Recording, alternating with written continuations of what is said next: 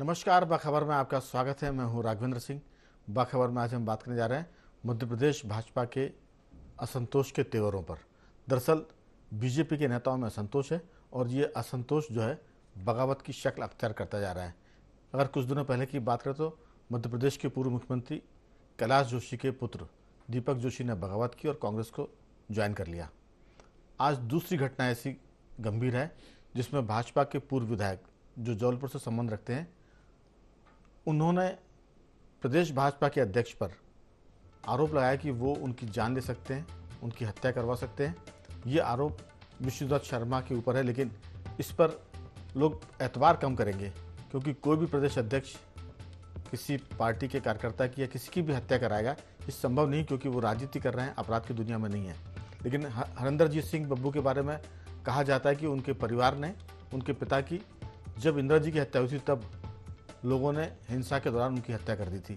उसके बाद वो बीजेपी से विधायक बने और एक पूर्व विधायक की जब पूछ परख नहीं होती है तो वो एक तरह से कुंठा का शिकार होता है। ऐसे भाजपा में कई लोग हैं जो कुंठा का शिकार है। बब्बू भी उसी का एक उदाहरण कह सकते हैं।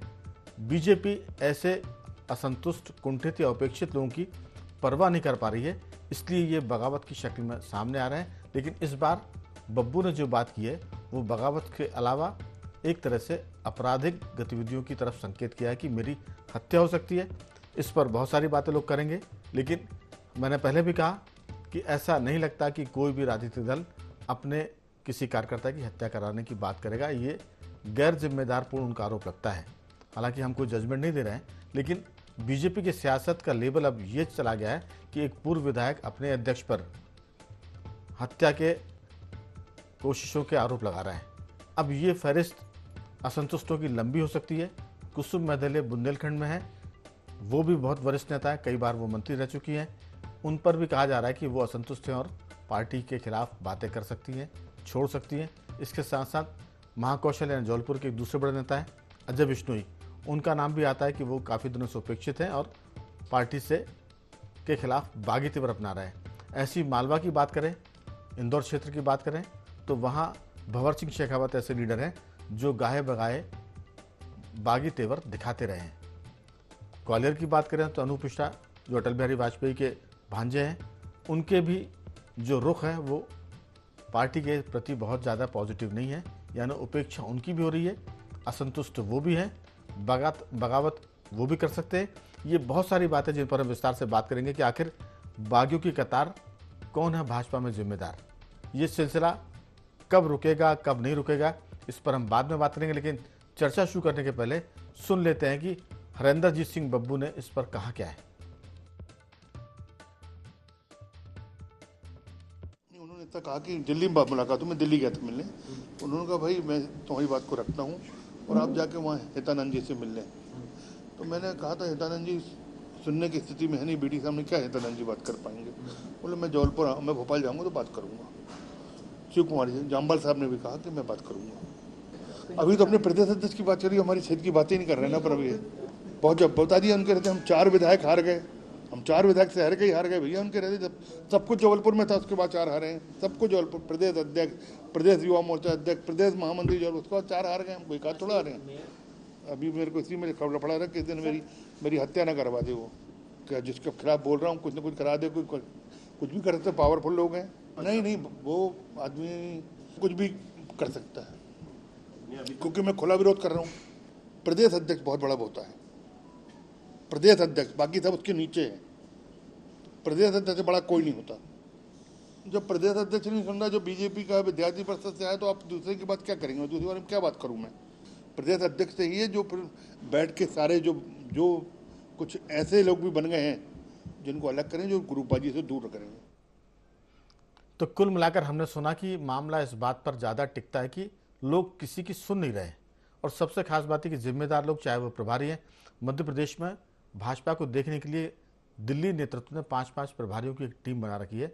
इससे रघुनंदन शर्मा जो मध्य प्रदेश भाजपा के वरिष्ठ नेता है, राज्यसभा सदस्य हैं, वो कहते हैं कि मध्य प्रदेश भाजपा को प्रभारियों ने द्रौपदी बना दिया, पंचाली बना दिया है, उसका चीर हरण हो रहा है। आज इसी पर विस्तार से बात करेंगे। स्टूडियो में इस पर चर्चा के लिए मौजूद है हमारे पत्रकार साथी आशीष दुबे जी, जबलपुर से हमारे वरिष्ठ पत्रकार साथी स्काइप पर रहेंगे चैतन्य भट्ट जी, और टेलीफोन लाइन पर हमारे वरिष्ठ पत्रकार रघुवर दयाल गोहिया जी रहेंगे। आप सभी का बहुत बहुत स्वागत है। भट्ट जी, शुरुआत आपसे। ये जो सारा मामला है बीजेपी के असंतोष का, हर पार्टी में असंतोष होता है, चाहे वो कांग्रेस हो, बीजेपी हो, समाजवादी पार्टी हो, आम आदमी पार्टी भी एंट्री ले रही है मध्य प्रदेश में। असंतोष जब छोटे से परिवारों में होता है तो बड़ी बड़ी पार्टियों में भी हो सकता है, लेकिन ये बात कि मेरी जान कोई ले सकता है, थोड़ा सा अतिरेक में लगता है। ये ज़रा चौंकाने वाला, सरप्राइजिंग है कि क्या इतनी ज़्यादा कुंठा का शिकार हो गए हैं बब्बू कि वो कह रहे हैं कि मेरी जान भी ले सकते हैं। राजनीति में आपको कोई उपेक्षित कर सकता है, पार्टी से बाहर कर सकता है, ये कह सकते हैं कि मेरी राजनीतिक हत्या की कोशिश हो रही है, ये तो समझ में आता है, लेकिन मेरी हत्या हो सकती है। ये क्या उनके असंतोष का अतिरेक है? क्या बब्बू की ये राजनीतिक थोड़ी सी जिसे कहेंगे बचकाना आरोप है? आपकी राय कि बीजेपी का जो असंतोष है वो बब्बू तक रुकेगा या आगे बढ़ेगा? क्योंकि इसमें महाकौशल में कई बड़े नेताओं के नाम है, एक नाम अजय विष्णु का भी आता है, विंध्य में भी बहुत सारे असंतुष्ट हैं। आपकी राय, ये मामला इलेक्शन तक कहां तक जाएगा? देखिए राघवेंद्र जी, अभी तक भारतीय जनता पार्टी के बारे में ये माना जाता था कि भारतीय जनता पार्टी बेहद अनुशासित पार्टी है और यहाँ पर लोग सार्वजनिक रूप से बयान नहीं देते, अंदर ही अंदर भरे ही वो कुंठित हों, लेकिन सार्वजनिक मंचों पर वो बयान नहीं देते। लेकिन हरेंद्रजीत सिंह बब्बू ने जिस तरह का बयान दिया है, ये बहुत आश्चर्यचकित कर देने वाला है कि एक 3 बार का विधायक और पूर्व मंत्री रहा हो जो व्यक्ति, वो अपने अगर पार्टी के प्रदेश अध्यक्ष पर इस तरह का आरोप लगा रहा है कि उन्होंने मुझे घर से बाहर कर दिया या वो बहुत पावरफुल है, मेरी हत्या भी करवा सकती है, वास्तव में बहुत ही चिंताजनक है भारतीय जनता पार्टी के लिए। दरअसल भारतीय जनता पार्टी ने जब से आयातित नेताओं को गले लगाया है और अपने लोगों की उपेक्षा की है, तब से ये अंदर ही अंदर जो असंतोष की चिंगारी है, कुंठा की चिंगारी है, वो अंदर ही अंदर पनप रही। और अब चूंकि चुनाव आने वाला है, 4-5 महीने बाद विधानसभा का चुनाव होने वाला है, तो जाहिर सी बात है कि वो जो एक चिंगारी थी वो अब ज्वालामुखी का रूप ले रही है। अभी आपने खुद ही बताया कि दीपक जोशी जी कांग्रेस का उन्होंने दामन पकड़ लिया, बहुत वरिष्ठ नेता थे, पूर्व मुख्यमंत्री कैलाश जोशी के सुपुत्र थे, उन्होंने भी अपनी उपेक्षा का रोना रोया।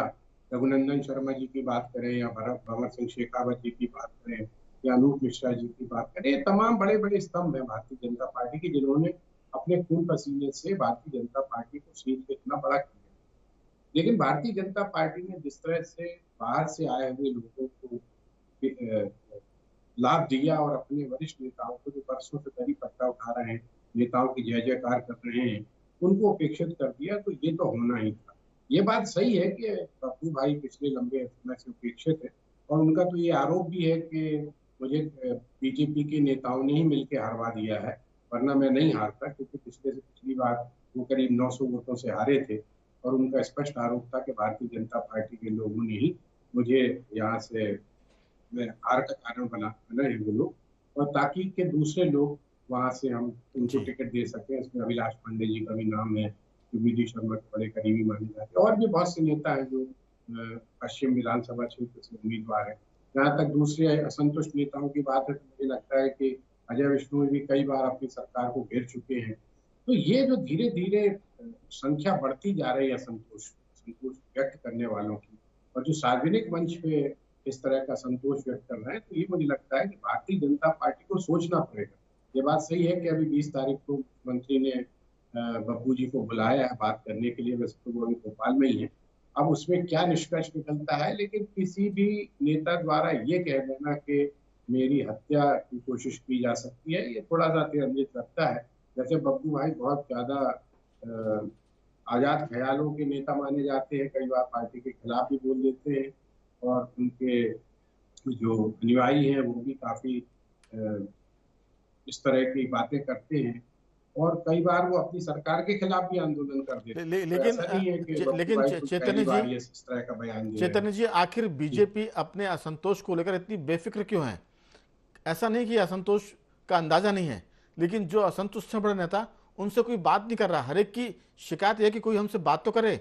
चाहे अनूप मिश्रा की बात करें, अभी 2 नाम हम इसमें और जोड़ सकते हैं, गौरीशंकर बिसेन जो हैं वो भी बागी तेवर अख्तियार किए हुए हैं, इसके अलावा विदिशा के जो एक विधायक हैं उमाकांत शर्मा, लक्ष्मीकांत शर्मा पूर्व मंत्री के भाई हैं, वो भी बहुत बागी तेवर अख्तियार किए हुए। तो सवाल ये कि जो लोग पूर्व मंत्री हैं, पूर्व विधायक हैं, उनकी ये शिकायत है कि 5-5 प्रभारी होने के बाद भी आखिर सरकार ना सुने। ये तो समझ में आता है क्योंकि सरकार चलाने वाले के पास बहुत सारे काम हैं, लेकिन संगठन का तो काम ही यही है कि वो अपने कार्यकर्ताओं की चिंता करे, उनकी समस्याओं को सुने और जितना हो सकता है उसका समाधान करे। लेकिन सबकी एक सिरे से शिकायत है कि कोई सुनने को तैयार नहीं है। आखिर इस प्रभारी और संगठन मंत्री क्या कर रहे हैं, ये एक बड़ा सवाल है। देखिए, संगठन ही नहीं सुन रहा। सबसे बड़ी बात तो ये सत्ता ना सुने, चलिए कोई बात नहीं जी, लेकिन यहाँ तो संगठन पे ही आरोप लगाया जा रहा है। जी, संगठन ये थोड़ा सा ये खतरनाक है और ये चीजें चिंता में डालने वाली। बात नहीं सुन रहा। मैं लौटूंगा आपके पास, जी। इस मुद्दे पर आपसे जरूर आपसे पूछूंगा कि आखिर इसकी वजह क्या है। क्या बीजेपी बहुत बेफिक्र हो गई है? उससे मालूम है कि जीत उसकी पक्की है, इसलिए कोई फर्क नहीं पड़ने वाला है। और अगर जीत पक्की भी है तो फिर कार्यकर्ताओं की, पूर्व विधायकों की, पूर्व मंत्रियों की चिंता करना तो वैसे भी शिष्टाचार के एक हिस्सा माना जाता है और भाजपा तो इसमें बहुत ज़्यादा रची बसी हुई है। गोहिया जी, ये जो सारा मामला है जबलपुर के पूर्व विधायक, पूर्व मंत्री बब्बू जी का, उनका आरोप कहाँ तक ठीक है? क्या कोई पार्टी के अध्यक्ष किसी की हत्या करा सकता है? उन्होंने संदेह जताया है। मैंने कहा कि ये एक तरह से अतिरेक में चले गए वो, लेकिन इसमें कोई शक नहीं कि उपेक्षित हैं, असंतुष्ट हैं, बगावत भी कर सकते हैं। आने वाले दिनों में अगर कोई उनका पुरसाने हाल नहीं हुआ तो वो शायद दूसरी पार्टी में चले जाएं। लेकिन ये लंबी फहरिस्त है, बागियों की कतार बढ़ने वाली है। ये तो शुरुआत है, क्योंकि अभी तो विंध्य के लोगों ने मुंह नहीं खोला है। हम सिर्फ महाकौशल की बात कर रहे हैं, मालवा की बात कर रहे हैं, भोपाल की बात कर रहे हैं। आपकी राय? राजनीतिक रिपोर्टिंग का बड़ा अनुभव है। हम लोगों ने भी राजनीति को नजदीक से देखा है। अंग्रेजी की एक कहावत थी, all fair love and war, प्रेम और युद्ध में सब जायज है। वर्तमान संदर्भों में इसमें राजनीति शब्द और जोड़ दीजिए। प्रेम, युद्ध और राजनीति में अब सब जायज हो गया है। वहाँ नाजायज शब्द का कोई भी अर्थ और महत्व नहीं रह गया है। उसी की एक ये बानगी है जो बब्बू भाई ने कही है कि प्रदेश भाजपा का जो मुखिया है वो मेरी हत्या भी करवा सकता है। इसे आप अतिरेक भी कह सकते हैं, इसे आप प्रेशर पॉलिटिक्स भी कह सकते हैं, इसे किसी भी एंगल से आप देख सकते हैं, लेकिन उन्होंने कहा तो है, इसमें तो कोई संदेह नहीं। इससे एक चीज जरूर दिखती है कि संगठन के जो लोग जिम्मेदार लोग हैं, अध्यक्ष भी भाजपा में थोड़ा सा ताकत में कम माने जाते हैं, संगठन महामंत्री की भूमिका ज़्यादा होती है। लेकिन मैं थोड़ा सा पीछे जाऊंगा। जब दिग्विजय सिंह जी की सरकार थी, उसमें दिग्विजय सिंह की सरकार में जमुना देवी ने एक बात जरूर की थी कि मैं दिग्विजय के तंदूर में जल रही हूँ। तो ये राजनीति में होता, लेकिन अरसे बाद किसी ने इस तरह का गंभीर आरोप लगाया है जो बब्बू ने कहा है। जी, उसकी वजह सिर्फ और सिर्फ यही है कि अभी तक आप देखिए कि शिवराज जी अपने पिछले कार्यकालों के दौरान लगभग सभी नेताओं को साध कर चलते थे। वर्तमान संदर्भ में जब से वो दोबारा से अभी मुख्यमंत्री बने ज्योतिरादित्य सिंधिया जी के सहयोग से जी, तो मुझे कहीं ना कहीं ऐसा अनुभव होता है कि उनके भी हाथ कहीं बंधे हुए हैं। आपने भी अभी अनुभव किया होगा कि पूरे मध्य प्रदेश में अगर कोई नेता, सरकार का मुखिया ही अकेला पूरे प्रदेश में जो है दौरे कर रहा है, मन भावन लोक लुभावन नीतियां, योजनाएं जो है वो लागू कर रहा है, लेकिन उनके अलावा आप बताइए कोई भी बड़ा नेता उनके सपोर्ट में कहीं आपको नजर आ रहा हो तो। और सबसे बड़ी बात यह है कि मुख्यमंत्री शिवराज सिंह चौहान और मध्य प्रदेश भारतीय जनता पार्टी को जो अब सबसे बड़ा खतरा पैदा हो गया वो कांग्रेस नहीं है, वो सबसे बड़ा खतरा भारतीय जनता पार्टी में ही बैठे हुए वो असंतुष्ट हैं जो या तो कहीं ना कहीं संगठन से नाराज है या कहीं ना कहीं सत्ता से नाराज है या उनकी महत्वाकांक्षाओं की पूर्ति के लिए वो प्रेशर बनाना चाहते हैं। बिल्कुल उसी की ये एक वानगी है। आज ही की मैं आपको बात बताऊं, खुद बुधनी विधानसभा क्षेत्र जो मुख्यमंत्री का विधानसभा क्षेत्र है, वहाँ कांग्रेस के बड़े नेताओं ने एक आयोजन किया जिसमें माननीय दीपक जोशी, कैलाश जोशी पूर्व मुख्यमंत्री के सुपुत्र शामिल हुए और अभी तक बहुत सी योजनाओं की ब्रांड एम्बेसडर रही। मेघा परमार उस आयोजन में मौजूद थी, पूर्व मंत्री सज्जन सिंह वर्मा उस आयोजन में मौजूद थे और बाकायदा अब ये तय कर लिया गया है कांग्रेस के द्वारा कि दीपक जोशी को मुख्यमंत्री जी के खिलाफ लड़ाया जाए। तो असल लड़ाई तो इनकी स्वयं से हो रही है अब।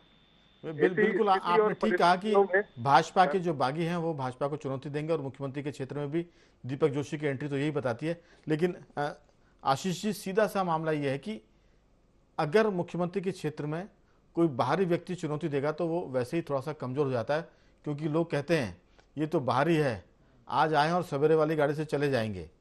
तो ये जो सवेरे वाली गाड़ी से चले जाएंगे वाला गाना, आप देखिए कि महेंद्र सिंह चौहान भोपाल से गए थे इलेक्शन लड़ने बुधनी। हालांकि चर्चा का फोकस हमारा ये नहीं, लेकिन रघुवर जी ने ये बात उठाई तो इसको थोड़ा सा अपन और आगे लेके चलते हैं। महेंद्र सिंह चौहान हार गए, वहाँ लोगों ने कहा कि ये तो बाहर ही है। उसके बाद अरुण यादव बाहर से पहुंचे, वो भी हार गए।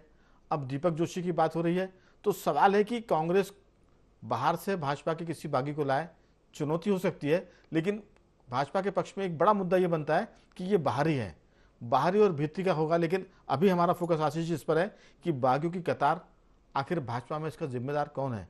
ये असंतुष्टों को कोई समझा क्यों नहीं रहा है? क्योंकि संगठन की भूमिका पार्टी में माँ की तरह होती है। सत्ता में जब होती तो सत्ता पिता की तरह है, कई बार वो बच्चों की नहीं सुनते हैं, लेकिन माँ उनको समझाती रहती है। ये जो संगठन रूपी माँ है, उसकी भूमिका को लेकर सवाल खड़े हो रहे हैं, आपकी राय? बिल्कुल, देखिए इसमें सीधे तौर पे तो दोष अगर दोष ही शब्द यूज़ करें तो सीधा दोष संगठन का होता है और सत्ता के सरदारों का होता है कि वो अपने इस पूरे कुनबे को क्यों संयत नहीं रख पा रहे हैं या क्यों उनको संतुष्ट नहीं रख पा रहे हैं। तो मोटे तौर पे पहली बात तो यही आती है कि भाजपा के जो नेता हैं, मैदानी नेता हैं, जो पुराने नेता हैं, जो सत्ता के उस आभा मंडल से थोड़ा दूर हैं रहे, वो उसमें शामिल ही नहीं हो पा रहे हैं। चाहे वो संगठन की सत्ता हो या सत्ता की सत्ता हो, वो उस पूरे दायरे के बाहर हैं बहुत लंबे समय से। और मध्य प्रदेश के हर जिले में, हर विधानसभा क्षेत्र में, हर शहर में इस तरह के हालात हैं। कई ऐसे नेता मिल जाते हैं जो अपनी दुखड़े से लोगों को, अपना दुखड़ा लोगों को बताते हैं।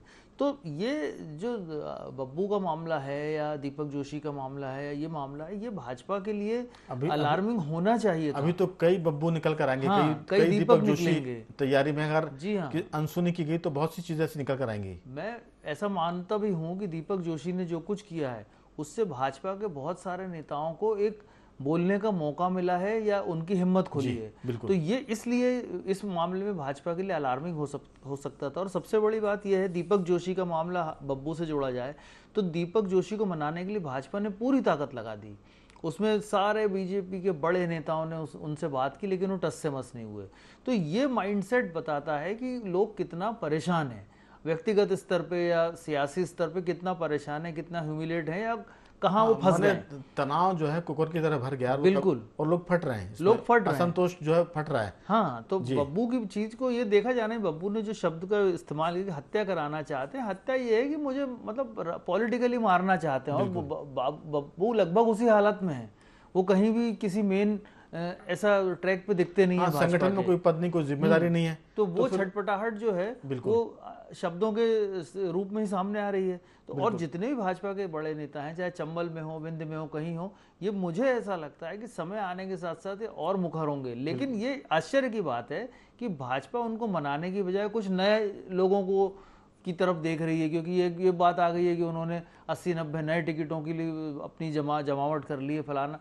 लेकिन उसके बावजूद भी जो मूल कार्डर अगर उपेक्षित होगा तो पार्टी को ये नुकसान ही देगा। बिल्कुल। अब दूसरे दौर की चर्चा में थोड़ा सा जल्दी हम बातचीत कर लेंगे। भट्ट जी, ये जो सारा मामला है, क्या भाजपा के जो प्रभारी हैं, जो भाजपा के संगठन महामंत्री हैं, इतने बेफिक्र क्यों हैं? ये असंतोष ऐसा नहीं कि आपको हमको पता है तो उनको नहीं मालूम होगा, संगठन के जो लोग हैं उनको सबको पता है, लेकिन आखिर इसकी तरफ से इतनी अनदेखी क्यों हो रही है? जिन बातों को लेकर लोग चिंतित हो जाते थे, आज बीजेपी में उसकी चर्चा भी नहीं है, कोई परवाह नहीं की जा रही। इसको आप किस ढंग से देखते हैं? देखिए राघवेंद्र जी, जहाँ तक बब्बू का सवाल है, बब्बू बहुत लंबे समय से उपेक्षित है पार्टी में। और एक उम्र का जो एक क्राइटेरिया चल रहा है भारतीय जनता पार्टी में कि बुजुर्गों को टिकट नहीं दी जाएगी, उसमें बब्बू कहीं ना कहीं फिट होते हैं। अभी महापौर के टिकट चुनाव के लिए उन्होंने बहुत लंबा प्रयास किया था कि उनको इस बार महापौर की टिकट मिल जाए, लेकिन उसको किसी प्रकार दरअसल बब्बू का जो एक व्यक्तित्व है, उसने अपने चारों तरफ विरोधियों को इकट्ठा कर लिया। भारतीय जनता पार्टी का मुझे लगता है कि जबलपुर का शायद ही कोई ऐसा नेता होगा जो बब्बू को पसंद करता होगा। तो उसके पीछे उनकी जो बेबाकी है, या पार्टी के खिलाफ कई बार वो मुखर हो जाते हैं, आंदोलन शुरू कर देते हैं, क्योंकि वो बहुत छोटे स्तर से आए हैं। तो उनकी जो मनोवृत्ति है वो कोई ऐसी पॉलिटिकल जो इस तरह की जो नौटंकी नाटक होती है वो उस तरह की नहीं है। वो सामने जो मैं कुछ भी बीच है में आपको बोल देते हैं। और भट्ट उसका चैतन्य जी, उसके कारण क्या है कि भारतीय जनता पार्टी उनके खिलाफ है, और यही कारण है कि अब बब्बू भट्ट को जी, लग रहा है मेरा कि इसमें अब सीधा इस तरह सवाल है की- जी कि जी बब्बू 3 बार के विधायक हैं, पूर्व मंत्री हैं, दीपक जोशी विधायक थे, मंत्री थे, कैलाश जोशी जी 8 बार के विधायक रहे, मुख्यमंत्री रहे, बाद में मंत्री बने, फिर लोकसभा में 2 बार गए, फिर राज्यसभा में गए। आखिर पार्टियां आपको कब तक देती रहेंगी? सवाल है कि ना देंगे तो आप असंतुष्ट हो जाएंगे, फिर आप बगावत करेंगे। तो किसी भी आदमी को 3 बार का विधायक यानी 15 साल तो आप मान लीजिए, बाकी जो लोग हैं वो क्या क्या करेंगे फिर? अगर हर बार आपको सब कुछ मिलेगा, दीगर पद मिलेंगे, तो कहीं ना कहीं ये समझाने वाला भी कोई ऐसा लीडर नहीं है पार्टी में, इनको समझाए कि भाई आपको कोई और काम देंगे, आपको 3 बार विधायक बना दिया है, आपकी उम्र भी हो गई है, कुछ ऐसा काम देंगे जो आपको आपके हिसाब से ठीक हो। मुझे लगता है कि ये समझाइश की कमी लोगों को ज़्यादा उद्वेलित कर रही है और ज़्यादा उनको असंतुष्ट कर रही है। आपकी बहुत छोटी सी राय। कि पार्टी में जो वरिष्ठ नेता है या हाई कमान है, जी। उनको ये तय करना चाहिए कि किसी भी व्यक्ति को हम 2 बार से ज्यादा टिकट नहीं देंगे। 2 बार की टिकट देने के बाद उसको संगठन के कार्य में लगाया जाए। जी, क्योंकि जब 8-8 बार के विधायक होते हैं, 40-40, 45-45 वर्ष तक वो विधायक बने रहते हैं, तो उनसे आगे आने वाली पीढ़ी का तो अस्तित्व खत्म हो जाता है। बिल्कुल। बाबूलाल गौर को देख लो आप, चाहे कैलाश जोशी को देख तो लो, ये भी 40-40, एक 45-45 किस्म की, वो कहेंगे राजशाही जी है, सामंतवाद है, जी। ये भी तो राजनीति का इसलिए सामंतवाद अगर है। ये जी, पार्टी तय कर ले कि हमें 2 बार से ज्यादा किसी को टिकट नहीं देना, तो फिर आप असंतोष सामने आएगा ही नहीं, बिल्कुल क्योंकि उनको मालूम है कि इस तरह का नियम बन चुका है पार्टी में। बिल्कुल। लेकिन ये सारी चीजें पार्टी के हाईकमान को, वैसे भारतीय जनता पार्टी में तो बड़ा अनुशासन माना जाता है, और अभी जो 2 वरिष्ठ नेता उनकी तो बहुत ज्यादा चाबुक चलता है। उसके बाद अगर मध्य प्रदेश में इस तरह की बगावत के स्वर सुनाई पड़ रहे हैं, बिल्कुल तो मुझे लगता है कि ये वास्तव में बड़ी चिंताजनक स्थिति है भारतीय बिल्कुल। जनता पार्टी के लिए। इसमें भारतीय जनता पार्टी के जो प्रदेश अध्यक्ष जी, हैं उनको भी अपना बयान जारी रघुवर जी, करना चाहिए, मुख्यमंत्री को भी जारी करना चाहिए कि इस रघुवर जी तरह का इसमें, कोई हमने जी जी रघुवर जी, आपकी इसमें बहुत संक्षेप में राय, समय की कमी है। मैं सिर्फ यही कहूंगा कि जब जब चुनाव नजदीक आते हैं इसी तरह की उथल पुथल मचती है। जी। और जहां तक भारतीय जनता पार्टी का सवाल है, तो भारतीय जनता पार्टी एक बड़ी अनुशासित और कार्डर बेस्ड पार्टी थी, लेकिन वर्तमान संदर्भों में अगर हम देखें तो वो कारपोरेट पार्टी के रूप में तब्दील होती जा रही है, जिसका खामियाजा इस तरह से उसे भुगतना पड़ने के लिए तैयार रहना चाहिए। अब वक्त धीरे धीरे खसकता जा रहा है। जी, आपका जहाज मझधार में फंसा हुआ है। अब अकेले कप्तान साहब हमारे माननीय मुख्यमंत्री जी उसे कैसे बेड़ा पार लगाएंगे, ये एक बड़े सोचने वाली बात होगी। बिल्कुल। आशीष जी, बीजेपी अनुशासित पार्टी थी, अब वो हर पार्टी जब सत्ता में आती तो कांग्रेस हो जाती है। तो 20 साल का सत्ता काल हो गया, 15 महीने निकाल दें तो 20 साल में पूरी भाजपा कांग्रेस बन गई है। कुछ कांग्रेसी भी उसमें आ गए हैं। कैलाश विजयवर्गीय ने कहा था कि भाजपा को सिर्फ भाजपा ही हरा सकती है, किसी और में दम कहाँ। आप याद करिए कि ये सब बातें पहले कांग्रेस कहा करती थी कि कांग्रेस को सिर्फ कांग्रेस हरा सकती है, कोई और नहीं। आपकी बहुत इसमें संक्षिप्त राय। बिल्कुल, भाजपा को भाजपा में द्वारा हराने का एक उदाहरण हमने 98 में भी देखा था। जी। जब सत्ता करीब आने के बाद ऐसा लग रहा था, उसके बाद भाजपा हारी थी, तो वही कारण थे जो अभी 2023 के चुनाव में बन सकते हैं, क्योंकि सत्ता की बुलंदी से मुझे लगता है बहुत सी चीज़ें छोटी नजर आने लगती हैं। तो जो कार्यकर्ता है, मैदानी कार्यकर्ता, जो मुखर कार्यकर्ता हैं, उनकी आवाज़ें बड़ी चुभती हैं। तो ये चीज़ें भाजपा को दूर करना चाहिए, लेकिन अब ऐसा लगता नहीं, क्योंकि हालात समय इतनी इजाज़त भाजपा को अब नहीं दे पाएगा। बिल्कुल, और चर्चा की इजाज़त भी हमको ये जी समय नहीं दे रहा है। लेकिन कुल मिलाकर कह सकते हैं कि भाजपा में बगावत पहले छुटपुट होती थी, अब बगावत के विस्फोट सुनाई पड़ रहे हैं। ये शुरुआत है। दीपक जोशी, बब्बू की बात करें, लेकिन बहुत से ऐसे दिग्गज हैं जो असंतुष्ट हैं और मौके का इंतजार कर रहे हैं। तो बाखबर में आज सिर्फ इतना ही था। तीनों मेहमानों को मैं धन्यवाद करूंगा। भट्ट जी आपका भी, रघुवर जी आपका भी, और आशीष जी आपका बहुत बहुत साधुवाद कि आपने चर्चा में से लिया। कुल मिलाकर बागियों की कतार जिम्मेदार कौन, ये सवाल लगता है चुनाव तक गूंजता रहेगा। IND 4 में आज इतना ही। बंदे रहिए हमारे साथ और देखते रहिए IND 24।